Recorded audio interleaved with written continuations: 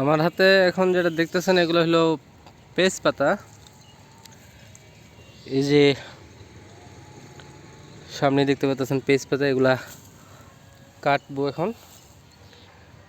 ওই যে পালং শাক, লাল শাক, আর এগুলো হলো আলু পাতা।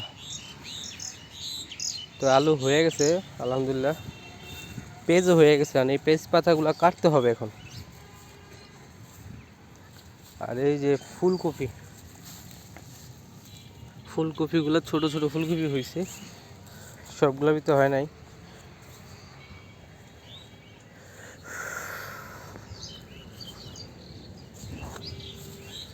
তো এই পেঁচ পাতাগুলো এখন কাটবো। যাদের পেঁচ পাতা লাগবে আমাকে বলবেন, দিব। ওই যে পালং শাক,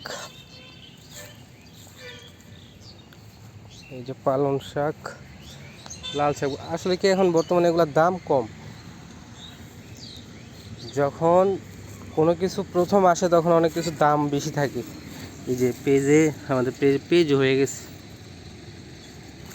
যখন প্রথম কোনো কিছু আসে, আপনার যে কোনো পণ্য হোক বা শাক সবজি হোক, যে কোনো কিছু হোক, প্রথম যখন বাজারে আসে তখন অনেক প্রচুর পরিমাণে দাম থাকে, যখন যেটা আর কি আমদানি রপ্তানি কম থাকে।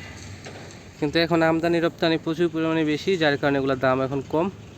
মানে কৃষিবাদের তুলনায় এখন এগুলোর ন্যায্য মূল্য পাওয়া যাবে না।